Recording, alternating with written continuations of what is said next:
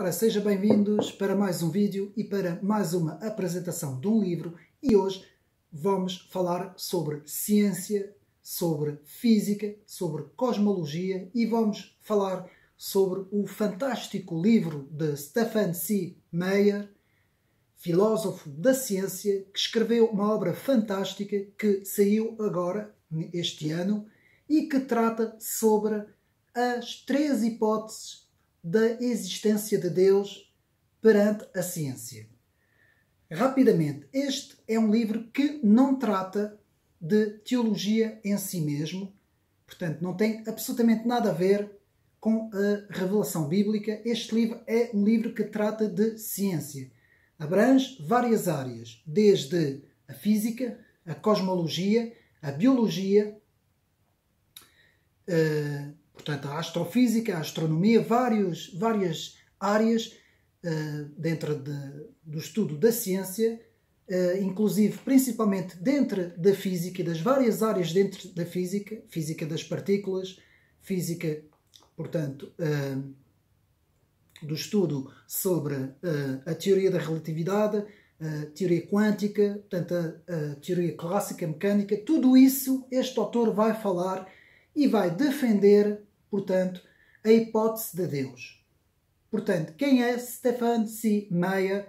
Como eu disse, doutorou-se em Filosofia da Ciência, fez vários artigos, um deles muito polémico, em que defendeu o chamado desígnio inteligente, que vamos ver o que é, e, inclusive, teve um livro importantíssimo em 2009, Signature in the Cell, que é a assinatura da célula, um livro importantíssimo, e foi assim que este autor ficou conhecido. E agora sai este fantástico trabalho de mais de 600 páginas com o título As 3 Hipóteses de Deus, o regresso da hipótese de Deus. Meus amigos, é um livro fantástico, um dos melhores livros que li. Tem muita coisa. Portanto, eu tive que fazer uma pesquisa muito grande e eu vou dividir este livro em duas partes. A primeira parte hoje, portanto, 2 partes de 30 minutos, primeira parte hoje, e depois a segunda parte, em que no segundo vídeo, no final do vídeo, também no final irei apresentar alguns livros de apoio, portanto, quando fazendo a leitura deste fantástico trabalho de Stephen C. Meyer. Bom, vamos rapidamente começar com um conteúdo do livro, que eu não vou enumerar os pontos todos, porque senão nunca mais saímos daqui. Vou apenas enumerar as partes principais do livro. Portanto, temos a primeira parte, a ascensão e queda da ciência teísta. Portanto, o autor começa com a história da ciência e a ciência teísta. Na segunda parte temos o regresso da hipótese de Deus. Tudo isso com muitos pontos, só que eu não vou poder falar, que são muitos. Depois temos a parte 3, a inferência a favor da melhor explicação metafísica. A parte 4, conjunturas e refutações. A parte 5, a conclusão. Meus amigos, não é preciso ter um vasto e profundo conhecimento em matemática para ler este livro. Este livro é acessível a toda a gente. Portanto, porque é um livro de divulgação científica. Mas quem tiver os conhecimentos em matemática e em física é muito melhor, porque consegue entender muita coisa, principalmente quando chegamos à parte em que o autor vai falar da chamada cosmologia quântica. Aí convém já ter algumas noções quando nós falamos, portanto, em teoria quântica, não é? E quando nós falamos em cosmologia quântica, que eu vou explicar isto tudo. Bom, sem mais demoras, nós vamos começar com uma introdução. Eu quero aqui relembrar que existem 3 grandes hipóteses sobre a existência do universo e da vida. A primeira hipótese é a teoria da autocriação. Portanto, a teoria da autocriação. Depois temos a segunda hipótese, ou teoria, que é a teoria do universo eterno. E, por fim, temos a teoria da existência de um ser superior que criou o universo e tudo o que existe. Meus amigos, dentro destas 3 visões, não é? A visão da autocriação, a visão do universo infinito e a visão do desígnio inteligente, não é? Que é a visão de um Criador.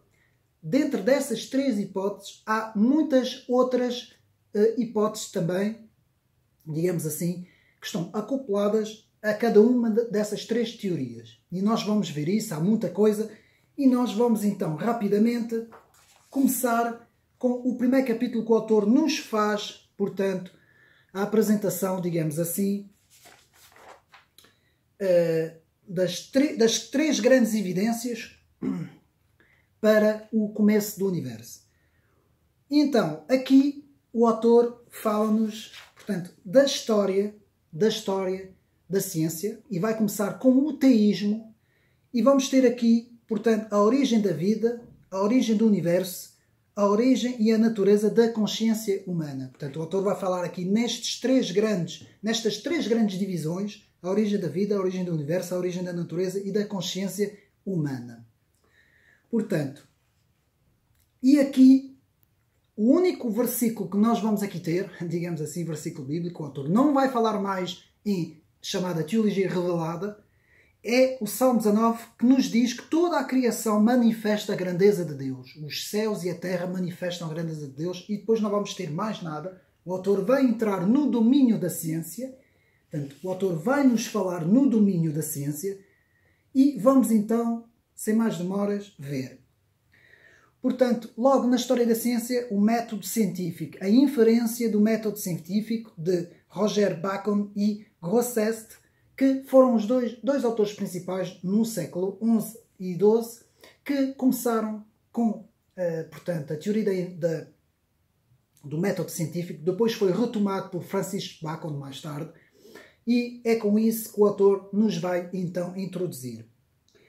E com isto, chegando ao século XVI, o autor fala-nos aqui na página 48 em três grandes metáforas, com a metáfora do livro, a metáfora do relógio e a metáfora das leis da natureza. E o autor aqui começa logo a explicar-nos, portanto, Stephen C. Meyer começa logo a explicar que para fazer um livro, para criar um livro, para construir um relógio e para termos os parâmetros das leis da natureza, isto não é possível ser, portanto, aleatório, um processo aleatório. Por exemplo, um livro. Um livro não aparece do nada, não é? Para escrever um livro tem que haver um agente inteligente que vai ser o autor do livro. O relógio também não aparece do nada, não é? Esse famoso exemplo do relógio que o próprio Paley, não é? Introduziu sobre, de facto, o relojoeiro, não é? Para a criação do relógio é preciso haver alguém que constrói o relógio e que põe o relógio, portanto, a trabalhar. E por fim, as leis da natureza, não é? O autor vai ao longo todo do livro nos falar sobre a minuciosidade dos parâmetros das leis, não é? E o autor começa logo aqui na página 65 e fala-nos na extrema precisão da óptica, no domínio da óptica, sobre a luz, o fenómeno ondulatório e de partículas da luz, não é? Que é a mesma coisa, ao mesmo tempo, a cor e a extrema precisão da visão. Portanto, por exemplo, da visão do ser humano. A extrema complexidade do olho humano, como exemplo, não é? O autor podia ter dado outros exemplos. Continuando, temos, portanto, toda esta primeira introdução. O autor, na página 88, vai nos falar também sobre o universo. Começando logo com o paradoxo de Olbers. Para quem não sabe, o paradoxo de Olbers é quando nós olhamos para o céu, portanto, quando os observadores, portanto, fazem observações no céu, eles dão-se conta que o universo não é todo iluminado. O universo é escuro e depois vemos a luz das estrelas, não é? E vários outros materiais que encontram-se no universo. Mas, por norma, o fundo da cor do universo é escuro. E o paradoxo de Olbers nos explica, portanto, que se o universo fosse infinito, deveria ser todo iluminado. Porquê? Porque haveria também uma infinidade de estrelas e a luz, como sabemos, que viaja através da própria luz, não é? portanto, a luz que as estrelas emitem viaja através da luz, também ela seria, portanto, nós receberíamos essa luz de todos os lados do universo de uma forma, de um parâmetro infinito, e isso iluminaria o céu. Portanto, isto é o paradoxo de Olbers, portanto, na página 88. Depois temos, continuando na história do primeiro capítulo, a importância de Vesto Slipher, que foi um astrónomo observador de estrelas e que observou as galáxias, na página 99, e começou a perceber-se da vastidão das galáxias e começou também a interrogar-se sobre se de facto o nosso sistema solar e a nossa galáxia seria apenas uma no meio do universo, não é? Começou a haver várias interrogações, depois nós vamos ver isso quando chegamos à teoria do Big Bang. Depois temos, na página 101, o autor vai nos falar do efeito Doppler, importantíssimo o efeito Doppler, para, portanto, as observações que se fizeram no universo, não é? O efeito Doppler, que é bem conhecido dos físicos, não é? Que nos diz que, normalmente, a luz, quando se afasta, afasta-se para o vermelho. E quando a luz se aproxima, aproxima-se pelo azul. Ou seja, do azul ultravioleta, do vermelho infravermelho. Portanto, isto é o tal chamado efeito Doppler, e é assim que os astrónomos conseguem ver, portanto, o distanciamento dos objetos no espaço. E é assim que se deram conta que o universo, portanto, as galáxias, se estavam a afastar, não só da nossa, mas também todas umas das outras. Portanto, e depois com isso chegamos no livro, sempre no livro, não é? Chegamos, portanto, à lei de Edward Hubble, que foi um dos principais astrónomos observadores e que formulou assim a sua lei com a constante de Hubble, não é? O H grande, que nos diz que a velocidade de expansão do universo é diretamente proporcional à distância a que está de um observador. Ou seja, isto quer dizer, como exemplo, se nós enchermos, por exemplo, um balão e se no balão tivermos vários pontos desenhados, estes pontos, o balão ao encher, os próprios pontos também vão eles todos se afastar uns dos outros, mesmo se no início, quando o balão ainda não tinha ar ainda, estavam todos juntinhos e começaram todos a afastar-se, todos ao mesmo tempo uns dos outros. E esta é a lei da Hubble. Portanto, chegamos então, neste capítulo, o autor vai nos falar do Big Bang rapidamente, e eu vou tentar resumir muito rapidamente. Essa expressão Big Bang, para já é um erro, porque não houve nenhuma explosão. Mas essa expressão foi, na realidade, inventada no gozo pelo astrónomo britânico Freddie Hall, que queria ridicularizar, portanto, esta teoria de que o universo se tinha formado a partir de uma única semente. Numa série de palestras na rádio, este astrónomo, Freddie Hall, portanto, nessas palestras, o autor ridicularizou, portanto, e atacou a proposta de um matemático belga e jesuíta, portanto, Georges Lemaitre, que foi Georges Lemaitre que no início nos falou do átomo primordial que teria dado origem, portanto, ao Big Bang. Houve várias coisas que comprovaram, portanto, a teoria de Georges Lemaitre.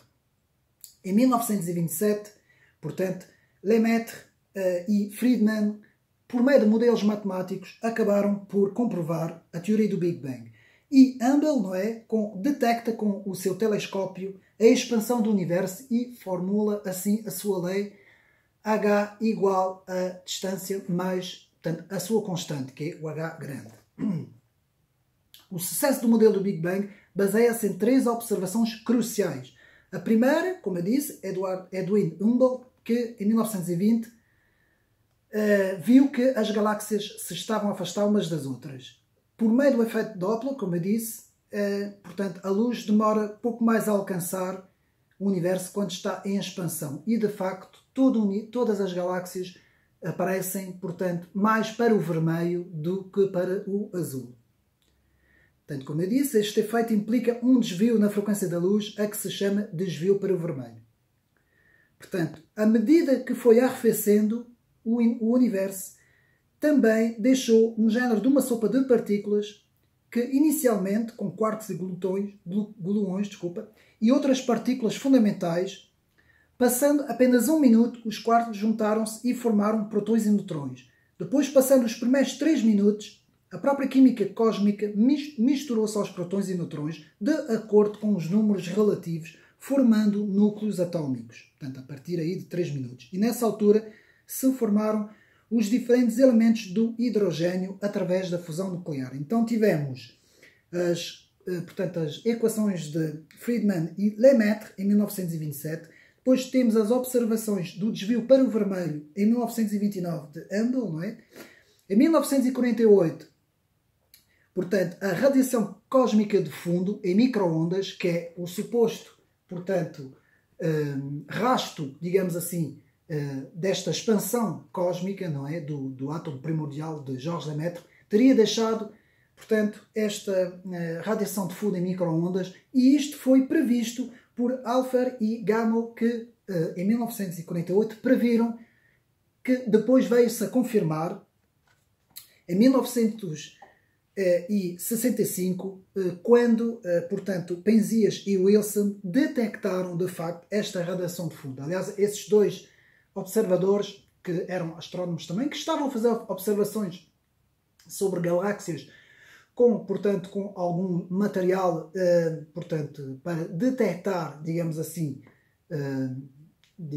para detectar ondas gravitacionais dessas galáxias, não sabiam absolutamente nada deste projeto em que estavam à procura desta radiação de fundo em microondas, que depois foi acidentalmente descoberto por eles.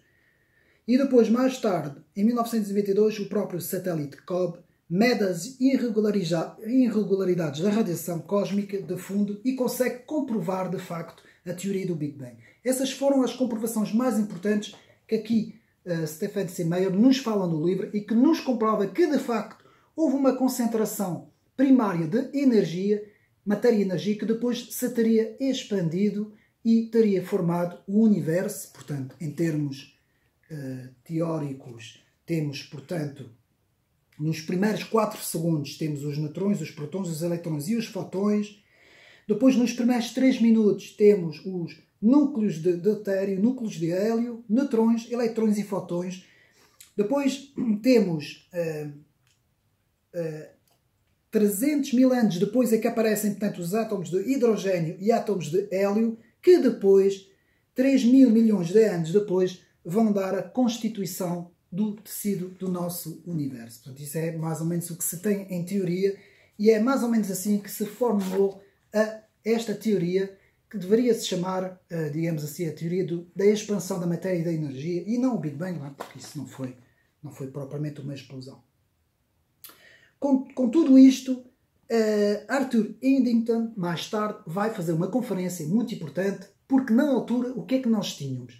Tínhamos a teoria até mais ou menos até aí, finais de 1600, princípios de 1700, não é? Digamos assim, no século XVII.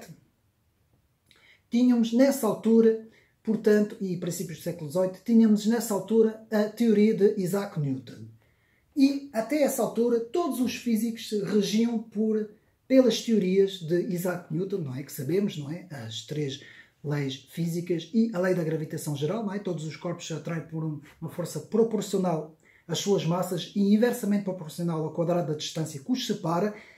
A lei da gravitação de Newton, portanto, nos dizia que o universo tinha um mecanismo próprio para funcionar. Era um mecanismo, portanto, estático, universal, e conseguia-se, portanto, fazer a medição de uma partícula no momento e na posição onde se queria em todo o universo. Portanto, o universo era, assim, um sistema mecanicista e tudo era regido, portanto, por essa lei da gravitação, e depois tínhamos as outras 3 leis, não é? A lei do movimento constante, a lei da força sobre a aceleração e também a lei da ação e reação. Portanto, essas 3 leis, que depois Newton elaborou, conseguiram formar, digamos assim, um modelo que os físicos, e digo-vos já, quase até ao século XIX, os físicos estavam agarrados a isso e não queriam mais nada.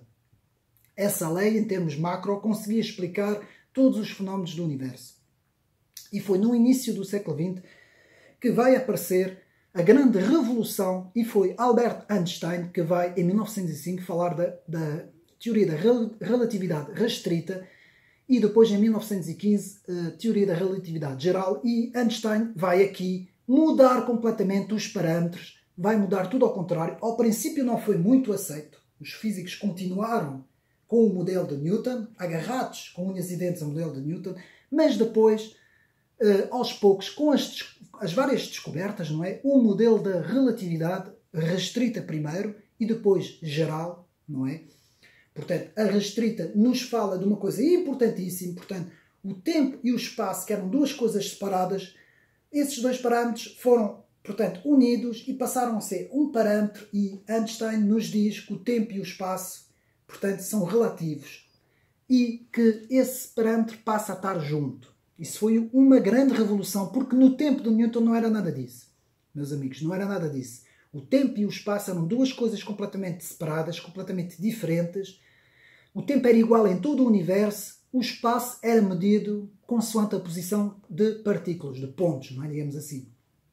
E com a relatividade geral restrita, então acontece essa grande separação, não é? E Einstein vai nos falar, portanto, da relação que existe entre a matéria e a energia, não é? Que a matéria se torna energia, que a energia se torna matéria. Portanto, esta relação vai ser muito importante, e Einstein vai perceber que a partir daí tinha que haver algo mais para explicar o universo de Newton, e Einstein continuou agarrado, portanto, aos parâmetros do universo infinito. Einstein vai então elaborar a sua teoria da relatividade geral com a gravidade, não é? Vai acrescentar aqui a gravidade, e então vamos ter um universo, e aí é que é preciso um pouco, e é preciso perceber isso tudo, meus amigos. Estou a falar disso tudo por causa do livro, porque nós temos que entender que muitas vezes se diz na teoria da relatividade geral, muitas vezes se diz que um viajante à velocidade da luz, não é? Portanto, que como nada pode viajar mais depressa que a luz, muitas vezes, portanto, não é, portanto, como dizia Newton, quando nós deixamos cair um objeto, ou quando um objeto atrai outro objeto, não existe uma força invisível, que é a força da gravidade, existe sim um encolhimento do próprio espaço. Quando um objeto viaja à velocidade da luz, não é o objeto que encolhe, é sim o próprio espaço à volta que encolhe. Isso é um bocadinho estranho, não é? Porque nós estamos habituados aos fenómenos macro e não a fenómenos desses, mas é de facto o próprio espaço, o tecido do espaço encolhe, e o tempo também encolhe. Ou seja, alguém que viaja a essas velocidades, portanto seria impossível, porque nenhum corpo material o pode fazer, a não ser os próprios fotões, que sabemos que não têm matéria, mas se alguém conseguisse viajar próximo dessas velocidades, o próprio tempo passaria mais devagar para esse alguém. Portanto, isso é muito importante. Foi uma revolução muito grande, e todo o universo de Newton foi posto de lado. Passamos a ter um universo relativista de Einstein, com a teoria restrita e a teoria geral, e Einstein depois começou a perceber, nesta conferência de Arthur Edding, que ninguém conseguia explicar o afastamento das galáxias com a teoria da relatividade geral. E Einstein coçou a cabeça e disse: eu tenho que introduzir a constante cosmológica nas minhas teorias matemáticas para poder arranjar uma forma de explicar a minha teoria e também explicar a expansão do universo. Tudo isso foi refutado, embora hoje, com a energia escura, novamente se está a reintroduzir a constante de Einstein. Isso é muito complicado, não vou explicar agora aqui. Mas, nessa altura, Einstein chegou depois a ver, pelas medições de Edwin Hubble no seu telescópio e as várias confirmações que foram acontecendo, com principalmente a gravitação do planeta Mercúrio, que começou-se a perceber que só poderia ser explicado com as teorias de Einstein, que ao mesmo tempo explica o afastamento dos corpos no espaço. Tudo isso veio a dizer ao próprio Einstein que ele também estava errado nessa, portanto, constante cosmológica. Passando um pouco, Georges Lemaitre, quando formula o átomo primordial, ao princípio foi completamente rejeitado. Porquê? Porque Georges Lemaitre vai entrar em contato com Arthur Eddington e vai lhe dizer, depois dessa conferência, vai dizer: eu tenho os resultados matemáticos e vocês não conseguem unir as teorias da relatividade de Einstein com o afastamento das galáxias, das observações feitas, eu sei porque é que isto está tudo a acontecer. Existe essa situação e todos esses parâmetros foram estudados por Arthur Eddington, que chegou à conclusão, de facto, que o Big Bang, o chamado Big Bang, que depois só veio muito mais tarde a ter essa alcunha, digamos assim, foi comprovadíssimo e passou a ser o modelo matemático utilizado pelos astrónomos. Então, passamos a ter a matéria, a energia, o tempo e o espaço, tudo relacionado, página 137. E depois, portanto, temos então a chamada, na página 14, temos então a teoria da cosmologia inflacionária, que vai ser desenvolvida por Alan Guth, que nos vai explicar o fenómeno da inflação e também o campo inflatão, portanto, que vai levar o universo a expandir, na página 148. Esta teoria vem a propósito de poder explicar, tentar explicar sempre o universo sem Deus. Atenção, que é isto que este autor aqui nos está a explicar. Porque quando Georges Lemaitre formula o átomo primordial, isto dá a entender que houve alguém, uma inteligência superior, que criou o universo. O universo teve um princípio. E muitos físicos, ao longo do tempo, vão ter uma guerra tremenda contra Georges Lemaitre, que foi muito, muito criticado, e vão tentar fazer tudo para rebater o modelo de Georges Lemaitre, dizendo que não, o universo tem que ser infinito. O próprio Einstein se opôs com unhas e dentes ao universo finito de Georges Lemaitre, porque Einstein continuava, portanto, agarrado à sua teoria, por isso é que houve também a constante cosmológica.